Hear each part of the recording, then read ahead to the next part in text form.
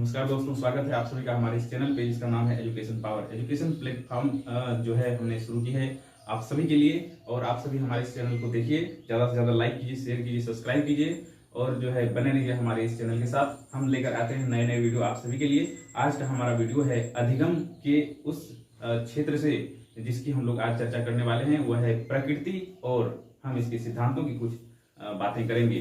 क्योंकि इससे पहले वाले अधिगम के मैंने 2 पार्ट बनाए हैं जिसमें अर्थ और परिभाषाओं को मैंने सम्मिलित किया है, और आज का ये वीडियो जो होगा ये इसकी प्रकृति, अधिगम की प्रकृति और अधिगम के सिद्धांत से संबंधित होगा।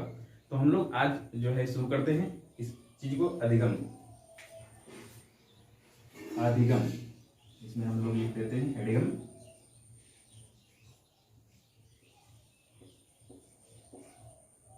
हम लोग अधिगम की हेडिंग को लिख दिया हमने, और अधिगम जो है इसका अंग्रेजी रूपांतरण होता है लर्निंग। लर्निंग, ठीक है, क्या होता है? लर्निंग होता है। अब आइए हम लोग देखते हैं अधिगम के संदर्भ में हम लोगों ने इसके अर्थ को जाना था, परिभाषाओं को जाना था। आज हम लोग जानेंगे इसके प्रकृति के बारे में, और प्रकृति और सिद्धांत के बारे में हम लोग जानेंगे। तो प्रकृति क्या क्या है और सिद्धांत कौन कौन से हैं, इनको हम लोग जानेंगे। तो सबसे पहले प्रकृति की यदि बात करते हैं तो प्रकृति में सबसे पहले आप देख सकते हैं नंबर 1 की जो प्रकृति है, यह प्रकृति जो है एक सक्रिय प्रक्रिया है। इतने चीजों को मैं लिखता नहीं हूं, सिर्फ मैं अब समझाने का प्रयास करता हूं, क्योंकि आप इसको यदि एक बार देख लेते हैं, यदि मनोमस्तिष्क पर आपके एक बार छा जाता है तो आप इसे भूलेंगे नहीं। और जब भी हमारी वीडियोज को आप देखें तो उसके अपने सामने एक कॉपी और पेन जरूर ले लें, ताकि आप इसे नोट कर सकें, देख देख कर लिख सकें, ताकि वो आपको जो है ज्यादा फायदा पहुंचाए। आप देखेंगे भी और लिखेंगे, ज्यादा सीखेंगे आप। तो यहाँ पे देखिए, आप जो है सबसे पहली प्रक्रिया प्रकृति की हम यदि बात करें, अधिगम की प्रकृति और प्रकृति क्या होती है, थोड़ी इसके संदर्भ में भी हम लोग जान लेते हैं कि प्रकृति वो होती है जो बदला नहीं जा सकता। ठीक है, जो बदला नहीं जा सकता वही प्रकृति होती है। जैसे एक मानव जो सहज क्रिया करता है, इसके बाद में उसके जीवन का संचालन होता है। सहज क्रिया मतलब जैसे मलमूत्र का त्याग करना आदि, खाना खाना, ये सभी उसकी सहज क्रियाएं हैं। सहज क्रियाएं हैं जिस क्रिया के बिना जो है मानव जीवन संभव नहीं है। उसी प्रकार से अधिगम की यह प्रकृति है। अधिगम की प्रकृति जब तक उसमें सक्रियता नहीं होगी, अधिगम संभव नहीं हो सकता। ये उसकी प्रकृति है। क्या है? ये उसकी प्रकृति है। और प्रकृति के पहले रूप में हमने देखा, क्या देखा? अधिगम क्या है? एक सक्रिय प्रक्रिया है। एक सक्रिय प्रक्रिया है। अधिगम क्या है? एक सक्रिय प्रक्रिया है। अब इसके बारे में हम थोड़ी दूसरी परिभाषा, दूसरी प्रकृति के संदर्भ में हम लोग बात करें। हम लोग प्रकृति की बात कर रहे हैं, हम लोग यदि दूसरी प्रकृति की बात करें तो अधिगम जो है, अधिगम क्रियाशीलता। अधिगम क्या है? क्रियाशीलता पर निर्भर करता है। क्रियाशीलता, एक्टिविटी, क्रियाशीलता पर क्या करता है? निर्भर करता है। क्या निर्भर करता है? क्रियाशीलता पर।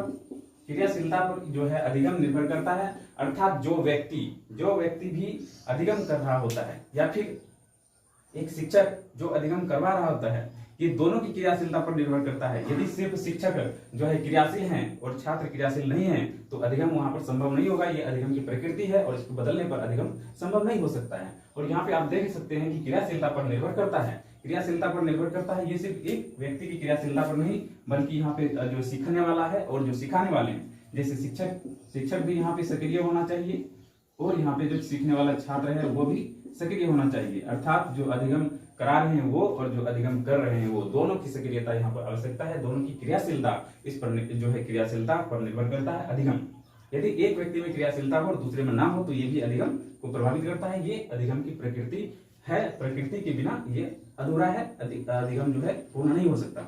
तो अधिगम को प्राप्त करने के लिए अधिगम की जो प्रकृति है इसको ध्यान में रखना होता है। अधिगम की पहली प्रकृति मैंने बताया क्रियाशीलता पर निर्भर करता है। दूसरी प्रकृति मैंने बताया ये सक्रिय प्रक्रिया है। अब हम लोग इसके संदर्भ में थोड़ी सी आगे बात करते हैं। इसमें देखें आप जो है तीसरी प्रक्रिया के संदर्भ में हम बात करते हैं। तो तीसरी प्रक्रिया के संदर्भ में आप देखेंगे कि अधिगम जो है ये क्या है? अधिगम निरंतर चलने वाली प्रक्रिया है। निरंतर चलने वाली प्रक्रिया, ये क्या है? इसकी प्रकृति है। निरंतर चलने वाली प्रक्रिया है। निरंतर चलने वाली प्रक्रिया है, ये क्या है? इसकी प्रकृति है। प्रकृति को कभी बदला नहीं जा सकता। जी हाँ दोस्तों, प्रकृति को कभी नहीं बदला जा सकता, क्योंकि प्रकृति के बिना हर चीज अधूरा है और ये प्रकृति के द्वारा ही इसको हम संभव कर सकते हैं, अधिगम को संभव कर सकते हैं। इसी प्रकार से जो है अधिगम की भी प्रकृति है और अधिगम के अंतर्गत हमने 3 प्रकृतियों को जाना जिसे बदलना संभव नहीं है। जैसे सबसे पहली जो है हमने बताया आप सभी को सक्रिय प्रक्रिया है। क्या सक्रिय प्रक्रिया है? अधिगम। अधिगम एक सक्रिय प्रक्रिया है, इसमें निष्क्रिय होकर कभी अधिगम नहीं किया जा सकता है और सक्रियता दोनों के ही, जी हाँ दोनों के ही, सीखने वाले और सिखाने वाले दोनों के ही सक्रियता पर निर्भर करता है। इसीलिए ये सक्रिय प्रक्रिया है। जो अधिगम करता है, जो अधिगम करवाता है, दोनों को सक्रिय रहना आवश्यक है और इस क्रियाशीलता पर निर्भर करता है, अर्थात दोनों की क्रियाशीलता। जहाँ हम बात करते हैं सीखने वाले, वहां सिखाने वाले भी होते हैं, तो सीखने वाले और सिखाने वाले दोनों की क्रियाशीलता पर निर्भर करता है अधिगम। ये इसकी प्रकृति है। ये क्या है? इसकी प्रकृति है। ये इसकी प्रकृति है। और तीसरे नंबर में हम जो चर्चा कर रहे थे अभी के प्रकृति के संदर्भ में, अधिगम निरंतर चलने वाली प्रक्रिया है। ये रुकने वाली प्रक्रिया नहीं है, जीवन पर्यंत चलने वाली प्रक्रिया है। मानव का जीवन जब से प्रारंभ होता है तब से लेकर अंत तक, जी हाँ दोस्तों, मानव का जीवन जब से प्रारंभ होता है तब से लेकर अंत तक ये प्रक्रिया संचालित होती रहती है। ये जो प्रक्रिया है चलती रहती है, निरंतर चलने वाली प्रक्रिया है। मानव हर जगह, हर स्थान पर कुछ न कुछ सीखता रहता है।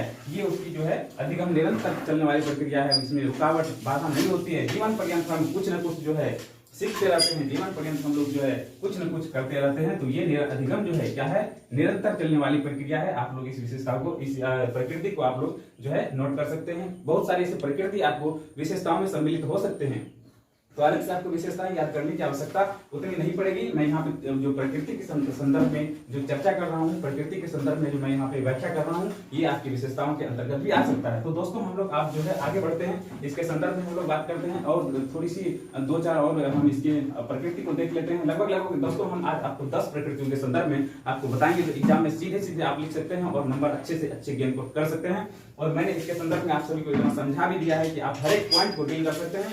हर एक पॉइंट के संदर्भ में आप 5 से 6 लाइन तो जरूर भी लिख सकते हैं। तो हम लोग बात करते हैं एक पहली प्रकृति के संदर्भ में हमने बात किया। पहले प्रकृति के संदर्भ में हमने बात किया कि ये एक सक्रिय प्रक्रिया है। इसमें निष्क्रिय होकर अधिगम संभव नहीं है। निष्क्रिय होकर अधिगम संभव नहीं है, अर्थात सीखने वाला और सिखाने वाला दोनों को सक्रिय रहना बहुत ही आवश्यक है। बिना सक्रियता के अधिगम हो ही नहीं सकता। ये इसकी प्रकृति है। जैसे एक मानव के जीवन जीने के लिए प्रकृति होती है, उसका खाना खाना, उसका पानी पीना, मल मूत्र का विसर्जन करना, त्याग करना, ये उसकी प्रकृति है। प्रकृति के बिना एक मानव का जीवन जो है जिस प्रकार से अधूरा होता है, जिस प्रकार से उसके मानव जीवन की जो है मानव जीवन नहीं चल सकता है, उसी प्रकार से अधिगम की जो है अधिगम को संचालित करने के लिए, अधिगम को सही दिशा में ले जाने के लिए, सही दिशा में इसके हम जो है प्राप्त करने के लिए क्या करना पड़ता है? इसके प्रकृति को ध्यान में रखना पड़ता है। यदि उसमें प्रकृतियों का जो है उसमें हस्तक्षेप नहीं होगा तो अधिगम भी प्रभावित हो सकता है, अधिगम नहीं हो सकता है। इसमें कोई भी कारण आपको हो सकते हैं, जिसमें कि क्रियाशीलता का भी एक कारण हो सकता है। ये आप प्रभाव में भी लिख सकते हैं और इसको आप विशेषताओं में भी बना सकते हैं। तो सबसे पहले इसकी क्रियाशीलता पर निर्भर करता है। किसकी क्रियाशीलता पर? शिक्षक की क्रियाशीलता और छात्र की क्रियाशीलता, दोनों की क्रियाशीलता की आवश्यकता होती है। इसमें अधिगम एक सक्रिय प्रक्रिया, इसमें निष्क्रिय होकर कभी भी अधिगम नहीं किया जा सकता। जब भी अधिगम करते हैं, हम किसी भी चीज को सीखने का प्रयास करते हैं, तो आंतरिक रूप से यदि हम सीखे हुए रहते हैं, आंतरिक रूप से यदि हम सीखे हुए रहते हैं, तो हम उस प्रक्रिया को संदर्भित कर सकते हैं। प्रक्रिया है, अर्थात इसमें निष्क्रिय होकर अधिगम संभव नहीं है। सीखने वाले को हमेशा इसमें सक्रिय रहना पड़ता है, एक्टिव रहना पड़ता है, तभी वो व्यक्ति कुछ भी सीख सकता है, यानी कि अधिगम कर सकता है। तो अधिगम क्या है? अधिगम एक सक्रिय प्रक्रिया है। कैसी प्रक्रिया है? सक्रिय प्रक्रिया है। अब हम लोग जो तीसरी प्रकृति के संदर्भ में हमने चर्चा की थी, अधिगम निरंतर चलने वाली प्रक्रिया है, यानी कि अधिगम में कभी रुकावट नहीं होती है। ये जीवन पर्यंत, जी हाँ, जन्म से लेकर मृत्यु पर्यंत जो है चलने वाली प्रक्रिया है, निरंतर चलने वाली प्रक्रिया है, लगातार इसमें होता है, कंटिन्यूसली होता है। इसमें जो है ये लगातार चलने वाली प्रक्रिया है। अगले प्रकृति के संदर्भ में हम लोग चर्चा करते हैं, देखते हैं हम लोग अगले प्रकृति को हम किस प्रकार से देख सकते हैं। अगला प्रकृति के संदर्भ में यदि हम बात करें तो अगले प्रकृति के संदर्भ में आप देखेंगे कि जो है अधिगम जो है ये क्या है? अधिगम जो है ये सार्वभौमिक है। क्या है? सार्वभौमिक।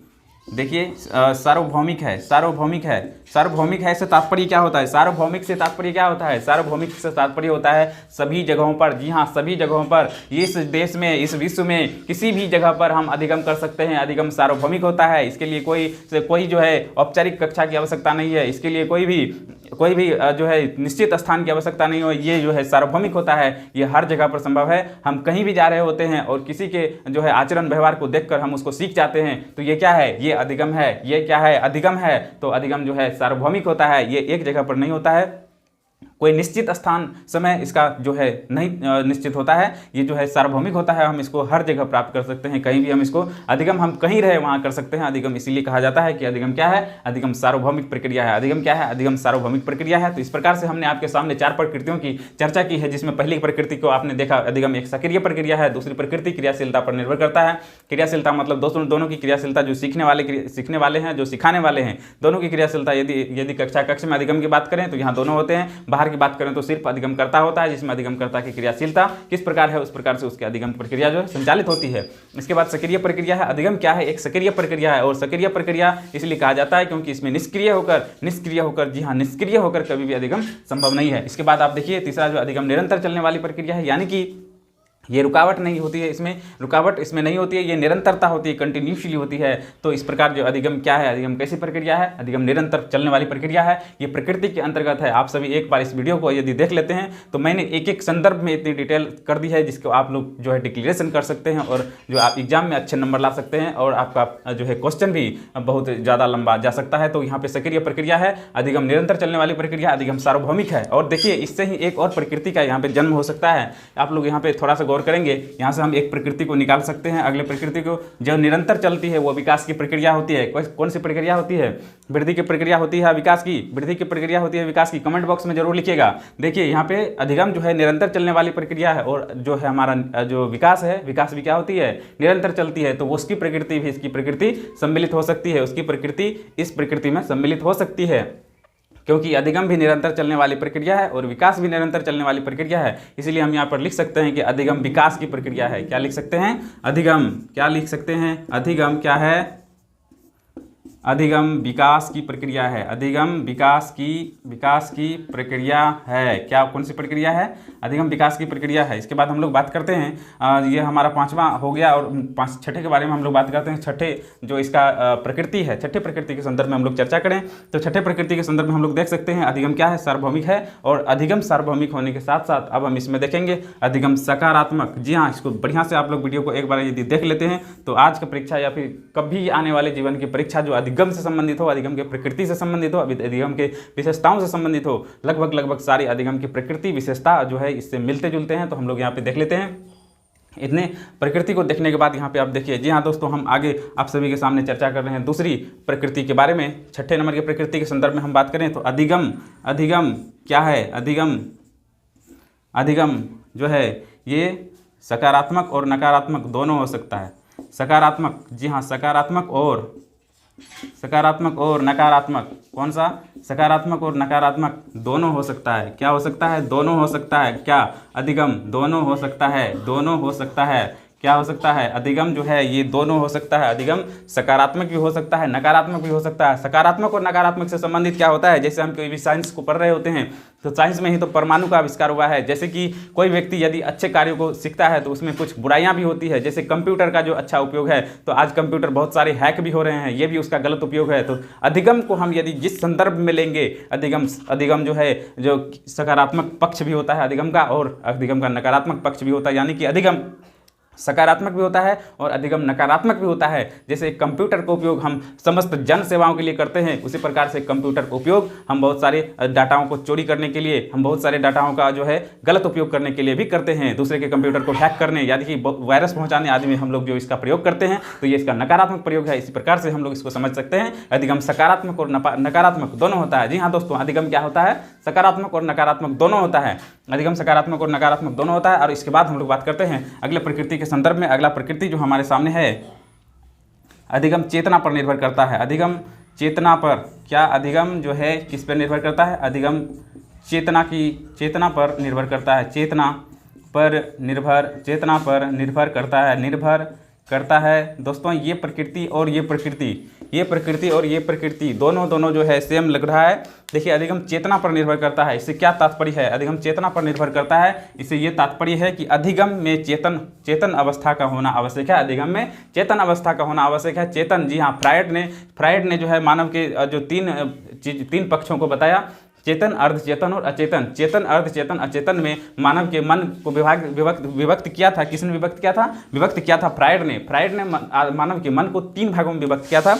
कितने भागों में विभक्त किया था, 3 भागों में विभक्त करके उन्होंने बताने का प्रयास किया था कि मानव के मन 3 प्रकार के होते हैं, चेतन, अचेतन और अर्धचेतन। जी हाँ, अचेतन वह अवस्था होती है जिसमें कि हमारे जितने हमारे जीवन में हुए सारी घटनाएं उसमें जो है सम्मिलित होती है। जब हमें उसकी आवश्यकता पड़ती है तो वहाँ से वह चयन हो जाता है। जैसे कि आप जो है कभी पढ़े हुए रहते हैं और एग्जामिनेशन में जाते हैं फटाक से वो शब्द आपके सामने आ जाता है। या फिर साधारण वे में यदि हम कहते हैं तो किसी से यदि हमारी पुरानी दुश्मनी होती है और वो जैसे ही हमारे सामने आता है हम फटाक से वो सारी गुस्साएं हमारे जो है सामने आ जाती है। तो ये क्या होता है, ये बताने का प्रयास करता है कि अधिगम जो है अचेतन स्तर में क्या होता है, सम्मिलित होता है, जो बाद में तुरंत प्रचलित हो जाता है। ये तो अचेतन की बात हमने की और हम यहाँ पे बात कर रहे हैं चेतना की। क्या बात कर रहे हैं हम, चेतना की, मतलब जो आपको पूरा एक्टिव रहने की जो प्रक्रिया है, एक्टिव रहने का जो स्थिति है, वही चेतन की अवस्था कहलाती है। तो इस प्रकार से हम अधिगम की प्रकृति में जो अगले प्रकृति की चर्चा की, अधिगम चेतना पर निर्भर करता है। किस चीज़ पर निर्भर करता है?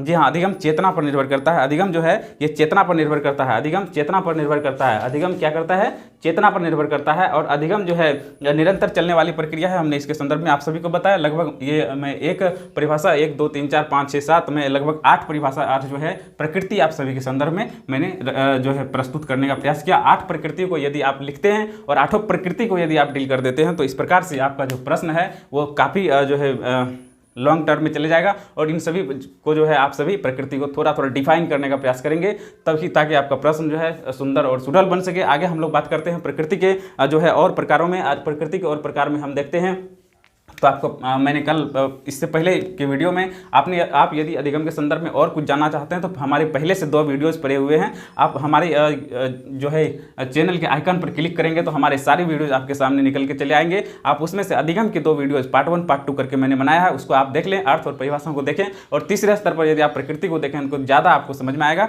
और जो है आप इसके संदर्भ में और भी कुछ लिख सकते हैं। तो हम लोग बात करते हैं इसके संदर्भ में, जो हम अगले प्रकृति के संदर्भ में हम बात करें तो अगले प्रकृति इसके संदर्भ में आ जाएगा। कौन सी प्रकृति इसमें हम लोग सम्मिलित कर सकते हैं? अगले प्रकृति के रूप में हम लोग सम्मिलित कर सकते हैं कि व्यवहार में परिवर्तन।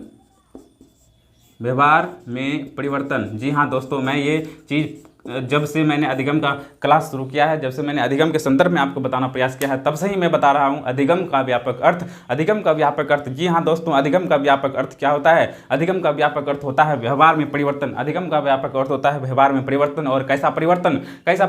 यहाँ पे अस्थाई को ना छोड़िएगा दोस्तों। अस्थाई यदि छूट जाएगा तो ये परिवर्तन अधिगम नहीं कहलाएगा। अस्थाई परिवर्तन ही अधिगम होता है। अब इसके संदर्भ में मैं आपको बताऊंगा। अगले प्रकृति के संदर्भ में जब हम चर्चा करेंगे तो आप देखेंगे कि अधिगम कैसे अस्थाई होता है, कैसे अस्थाई होता है, इसके संदर्भ में मैं आपको सारा खुलासा कर दूंगा। तो अगले जो है आप देखिए अगला जो है क्या है।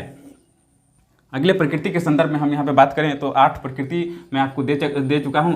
9वीं प्रकृति को आप देखें तो यहाँ पे देखिए नशा, मादक पदार्थ, थकान, बीमारी। मैं यहाँ पे बहुत सारे तथ्यों को आपके सामने लिखा, नशा लिखा मैंने, मादक पदार्थ लिखा, थकान लिखा, बीमारी लिखा। इन सभी चीज़ों के द्वारा इन सभी चीज़ों का संबंध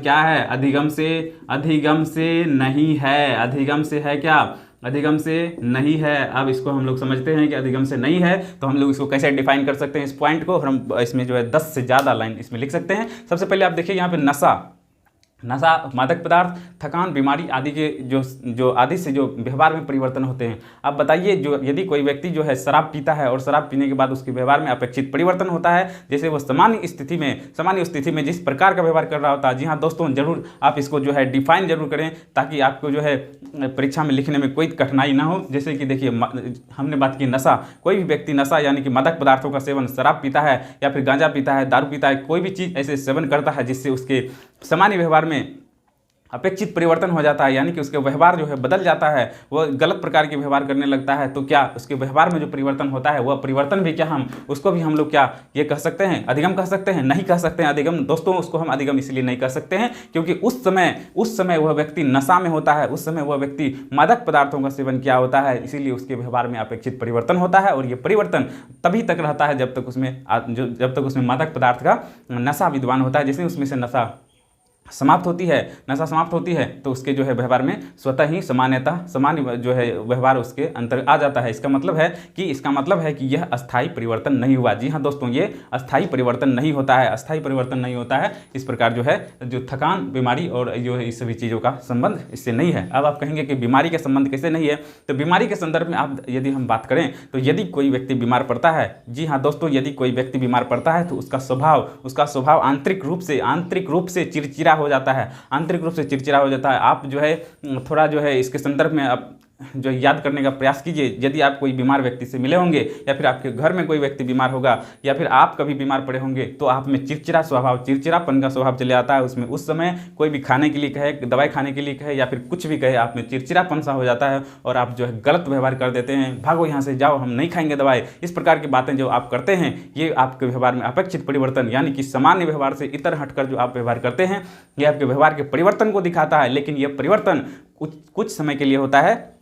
जब तक आप में बीमारी है, तब तक बीमारी का प्रभाव है, तब तक आप जो है इस तरह का व्यवहार को करते हैं, तो यह व्यवहार जो है आपके व्यवहार में जो है सम्मिलित नहीं होता है, क्योंकि ये अस्थायी नहीं होता है। दोस्तों, इस प्रकार से हम इन सभी चीज़ों का जो संबंध है, इन सभी चीज़ों का संबंध इससे नहीं है। किससे नहीं है? इन सभी चीज़ों का संबंध हमारे अधिगम से नहीं है। तो दोस्तों, आज की इस वीडियो में हमने बताने का प्रयास किया आप सभी को अधिगम की प्रकृति क्रियाशीलता पर निर्भर करता है। किस पर निर्भर करता है? क्रियाशीलता पर निर्भर करता है। अधिगम सक्रिय प्रक्रिया है, अधिगम निरंतर चलने वाली प्रक्रिया है, अधिगम जो है विकास की प्रक्रिया है। अधिगम कैसी प्रक्रिया है? अधिगम विकास की प्रक्रिया है, क्योंकि ये जो है निरंतर चलती है, जन्म से लेकर शुरू होती है और मृत्यु पर्यंत तक चलती है। अधिगम सार्वभौमिक है, अधिगम कहीं भी हो सकता है। अधिगम के लिए कोई औपचारिक और अनौपचारिक स्थान की जो है आवश्यकता नहीं होती है, निश्चित स्थान समय की आवश्यकता नहीं होती है। ये कभी भी हो सकता है, किसी भी समय हो सकता है। अधिगम सकारात्मक और नकारात्मक दोनों होता है। अधिगम चेतना पर निर्भर करता है, अधिगम चेतना पर निर्भर करता है। किस पर निर्भर करता है? अधिगम चेतना पर निर्भर करता है। अधिगम जो है चेतना पर निर्भर करता है, अधिगम चेतना पर निर्भर करता है, अधिगम चेतना पर निर्भर करता है। अधिगम व्यवहार में परिवर्तन का नाम है। अधिगम जो है व्यवहार में परिवर्तन ही अधिगम होता है। जैसे हम कोई भी साइकिल या मोटरसाइकिल को चलाना सीखते हैं और जो है हम जब लेकर जाते हैं उसे, जैसे हमारे सामने कोई मोड़ आता है, अपने आप मुड़ जाना, जी हाँ, पेशिये सीखना, जिसमें हम पेशिये सीखना कहते हैं, यानी कि आपके व्यवहार में अपेक्षित परिवर्तन हो गया और जैसे ही आपके सामने कोई भी मोड़ आता है, आपका साइकिल अपने आप मुड़ जाता है, तो ये आपके व्यवहार में सम्मिलित हो गया। जी हाँ दोस्तों, ये आपके व्यवहार में सम्मिलित हो गया, अर्थात व्यवहार में आपका परिवर्तन हो गया। और ये परिवर्तन अस्थायी परिवर्तन है। अस्थायी परिवर्तन है जब भी ऐसी समस्या, ऐसी जो है स्थिति उत्पन्न होती है, आपके वो हाथ अपने आप घूम जाते हैं, तो ये आपके पेशिये सीखना जो है आपके व्यवहार में सम्मिलित हो चुका है। तो इस प्रकार से व्यवहार में परिवर्तन क्या है? अधिगम है। अब देखिए यहाँ पे नशा, मादक पदार्थ, थकान, बीमारी का संबंध जो है किससे है? अधिगम से नहीं है। अधिगम से नहीं है क्योंकि मैंने बताया कि इसके संदर्भ में जितने भी परिवर्तन होते हैं वह अस्थायी नहीं होते हैं। क्या नहीं होते हैं? अस्थायी नहीं होते हैं। ये वीडियो कैसा लगा आप सभी को लाइक कीजिए, कमेंट कीजिए, सब्सक्राइब कीजिए और ज़्यादा से ज़्यादा शेयर कीजिए ताकि हम उन व्यक्तियों तक पहुँच सकें जिसको इसकी आवश्यकता है। और जो है हमारा वीडियो कैसा लगा कमेंट बॉक्स में जरूर लिखिए। वीडियो को देखने के लिए बहुत बहुत धन्यवाद। अगले वीडियो जो अभी मैं अपलोड करूंगा थोड़ी देर, मतलब अगले वीडियो में हम लोग बात करेंगे सिद्धांत के संदर्भ में और सिद्धांत के बारे में हम लोग जानेंगे। तो इस वीडियो को देखने के लिए बहुत बहुत धन्यवाद। अगले वीडियो का इंतजार करिए, बने रहिए हमारे चैनल के साथ। चैनल को लगातार देखने के लिए सब्सक्राइब कीजिए और बेल आइकन को जरूर दबा दीजिए ताकि अगले वीडियो की नोटिफिकेशन आपको मिल सके। चैनल को देखने के लिए बहुत बहुत धन्यवाद। नमस्कार, जय हिंद।